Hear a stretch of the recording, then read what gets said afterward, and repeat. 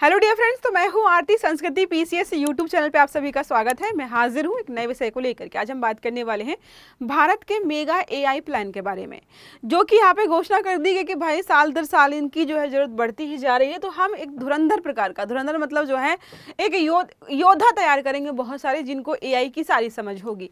तो ये कौन होंगे, क्या प्रदान किया जाएगा, और इतना सरकार प्रेशराइज कर सकते हैं या इतना सरकार ध्यान क्यों दे रही है एआई पर।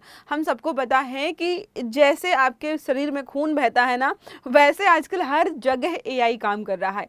आपके काम में, आपकी पढ़ाई में, हर जगह एआई का इस्तेमाल किया जा रहा है। तो जो लोग अगर इस प्रकार के स्किल्स नहीं सीख पाएंगे, भविष्य में वो रोजगार से पीछे रह जाएंगे। इसलिए सरकार चाहती है कि युवाओं को हम प्रशिक्षण दें, और इसके लिए ये मेगा प्लान चलाया जा रहा है। तो समझेंगे इसके बारे में। पहले बता देती हूँ, जो लोग भी यूपी का लेखपाल का एग्जाम देने वाले, उनके लिए बहुत बेहतरीन बैच हम लेकर के आए हैं।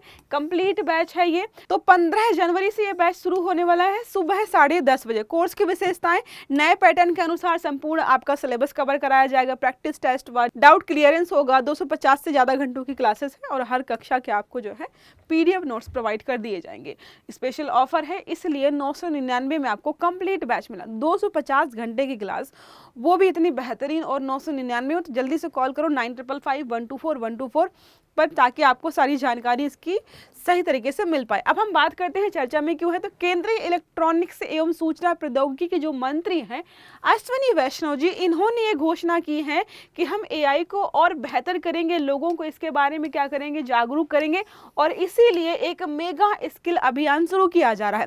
एक वर्ष में 10 लाख युवाओं को एआई की जो है सारी जानकारी और कौशल प्रशिक्षण दिया जाएगा। उद्देश्य यही है, रोजगार के हिसाब से जो है ट्रेन करना, छोटे व्यवसाय की उत्पादकता बढ़ाना, और दैनिक जीवन में जो भी एआई का इस्तेमाल होता है उसके प्रति जो है लोगों को जागरूक करना। ये सारे लक्ष्य रखे गए हैं। अब बात करते हैं प्रमुख वक्तव्य क्या थे जब इन्होंने पूरी स्पीच दी। तो कुछ ये थी कि एआई की तुलना कंप्यूटर, सेमीकंडक्टर, इंटरनेट और मोबाइल फोन से की। जैसे समय के साथ साथ इनकी जो है जरूरत बहुत बढ़ती गई, और जो लोग परिवर्तन नहीं कर पाए अपने आप में, वो पीछे रह गए। तो अगर आप भी एआई को बेहतर तरीके से नहीं जान पाएंगे, नहीं समझ पाएंगे, तो आप भी पीछे रह जाएंगे। भविष्य में एआई का प्रभाव हर व्यक्ति, हर घर और हर इमारत तक पहुंचेगा। वो पहुंच चुका है ऑलरेडी। ऐसा कोई भी व्यक्ति नहीं होगा जो दिन में एक बार एआई का इस्तेमाल ना करता हो। पढ़ा लिखा होना चाहिए वो, ठीक है।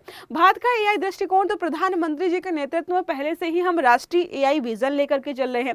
एआई का लोकतंत्रीकरण, मतलब एआई हर व्यक्ति तक पहुंचे, ये हमारा लक्ष्य है। हर नागरिक को एआई की समान पहुंच हो, समाज के व्यापक हित में एआई का उपयोग किया जाए।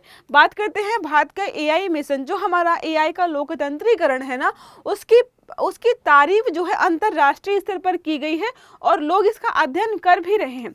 हमारा बात करते हैं तो किफायती कंप्यूटर की अवसंरचना हो गया, जीपीयू की ऊंची लागत पर एक वैश्विक चुनौती, ये सारे लक्ष्य हैं। यहाँ पर पश्चिमी देशों में बड़ी कंपनियां एआई कंप्यूटिंग सेवाएं दी रही हैं। 3.5 से लेकर के 4 यूएसडी प्रति घंटे के हिसाब से लोग चार्ज करते हैं। भारत का मॉडल होगा सस्ता, साझा और समावेशी एआई कंप्यूटिंग सुविधा प्रदान करना। सेमीकंडक्टर और एआई कौशल विकास के बारे में अगर हम बात करते हैं तो 5G रोल आउट की तरह यहाँ पर रहने वाला है। सेमीकंडक्टर प्रतिभा विकास, एआई स्किल डेवलपमेंट, और दोनों क्षेत्रों में तेज गति से यहाँ पर लक्ष्य रखा गया है। एआई का सामाजिक आर्थिक प्रभाव क्या होने वाला है कि समाज को कैसे प्रभावित करेगा। रोजगार सृजन होगा, तो जाहिर सी बात है आर्थिक तो हो ही गया। स्टार्टअप्स इकोसिस्टम होगा, उसमें भी आर्थिक लाभ है। एमएसएमईज की उत्पादकता बढ़ेगी, उसमें भी आर्थिक लाभ है। शिक्षा, स्वास्थ्य, कृषि, प्रशासन में भी एआई का प्रयोग किया जाएगा। जब पैसे बढ़ेंगे, लोगों के पास आय ज्यादा होगी, उनका जीवन स्तर अच्छा होगा, शिक्षा अच्छी होगी, तो जाहिर सी बात है समाज का विकास अपने आप यहाँ पर हो जाएगा।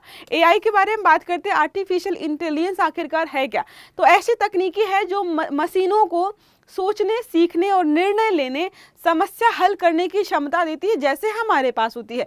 तो क्या है, एक तरीके से हमारी जो बुद्धि है, मानव की जो बुद्धिमत्ता है, उसकी एक नकल कह सकते हो आप एआई को। अब बात करते हैं कि एआई की परिभाषा या खोज के बारे में। तो जॉन मैकार्थी ने 1956 में एआई इज द जो है science and engineering of making intelligent machines जो है इसकी परिभाषा दी थी। सरल शब्दों में कहे तो मशीनों को मानव जैसी बुद्धि देना। एआई का इतिहास 1956 में एआई शब्द का प्रयोग हुआ था, ये हमने नाम देख लिया। 1980 में यहाँ पर एक्सपर्ट सिस्टम लेकर के आया गया। 2010 के बाद बिग डेटा, क्लाउड, जीपीयू में एआई का विस्तार हम लगातार देख रहे हैं। अब बात कर लेते हैं एआई के प्रकार। तो क्षमता के आधार पर बहुत सारे प्रकार है। नैरो एआई यहाँ पर आएगा सीमित कार्य, जैसे चैटबॉट्स हो गए, फेस रिकॉग्निशन हो गया। जैसे आप अगर बात करते हैं नैरो एआई में, अलेक्सा आपने घर पे देखी होगी, उसका काम क्या है, आपकी बातों को सुनना और उसको उसके हिसाब से काम करना, बस यही काम है उसका। नेक्स्ट हमारा है जनरल एआई।